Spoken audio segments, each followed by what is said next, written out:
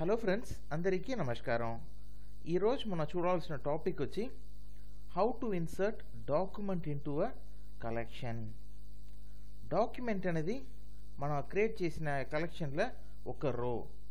So like that మీరు ఒక కలెక్షన్లో అనేక డాక్యుమెంట్స్ని ఇన్సర్ట్ చేయవచ్చు. సో ఈ పర్పస్ కోసమే మన స్కూల్ అని ఒక శాంపుల్ డేటాబేస్ని యూస్ చేస్తాం.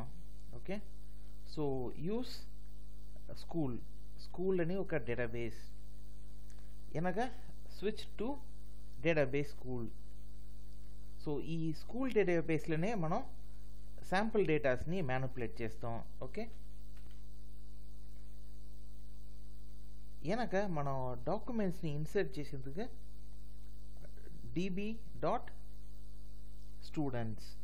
స్టూడెంట్స్ అనేది ఒక శాంపుల్ కలెక్షన్.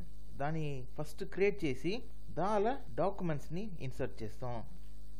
ఇన్నాక ఇన్సర్ట్ బ్రాకెట్ లోపల వాల్యూస్ ఇవ్వాలి కదా.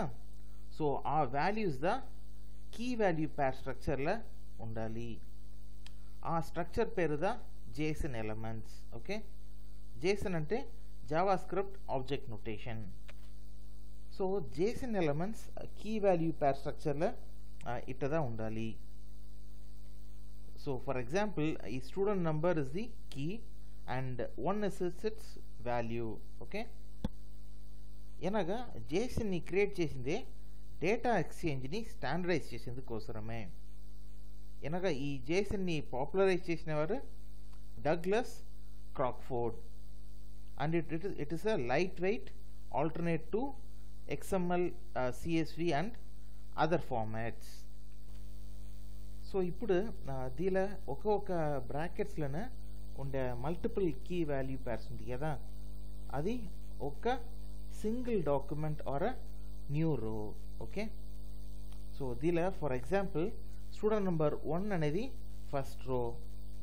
సో అది ఇన్సర్ట్ అయిన వెనగల స్టూడెంట్ నెంబర్ 2 వచ్చి సెకండ్ రో, ఎనగా స్టూడెంట్ నెంబర్ 3 వచ్చి third row and so on. Okay, so ఇప్పుడు మనం ఫస్ట్ స్టూడెంట్ నెంబర్ 1 రోని మాత్రమే కాపీ పేస్ట్ చేసి ఇన్సర్ట్ చేస్తాం. Okay, so single insertion. Okay, single document insertion. Okay, so ఇప్పుడు మనం ఈ స్టూడెంట్ కలెక్షన్ ఉంది కదా, మనం క్రియేట్ చేసిన స్టూడెంట్ కలెక్షన్, దాలా ఒక న్యూ డాక్యుమెంట్ ఆర్ న్యూ రోని ఇన్సర్ట్ చేస్తాం. ఓకే,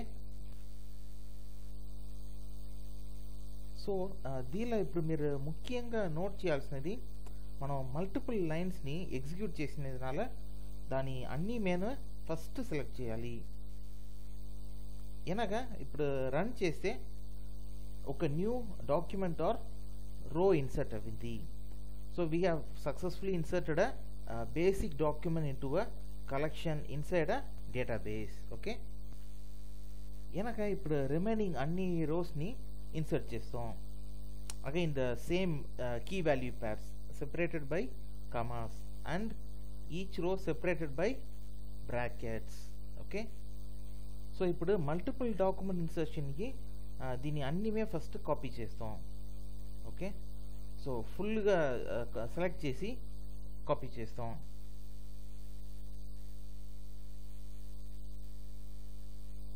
ఎనగా దీని మల్టిపుల్ రోస్ని ఇన్సర్ట్ చేసేప్పుడు దాన్ని ఫస్ట్ స్క్వేర్ బ్రాకెట్లో ఎంటర్ చేయాలి. So everything should be in a single square bracket. Okay, so similar to array values, remember. So multiple JSON వాల్యూస్ని ఇన్సర్ట్ చేసేప్పుడు దాన్ని స్క్వేర్ బ్రాకెట్లో పెట్టిదా ఇన్సర్ట్ చేయాలి, like in a array insertion. Okay, so this looks very similar to a array structure.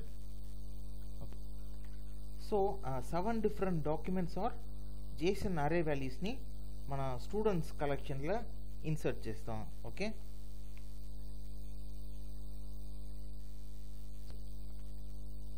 so ఇప్పుడు again the same thing, multiple insertions ఉండేప్పుడు select all చేసి వెనగదా దాన్ని execute చేయాలి. Okay, so remember that point.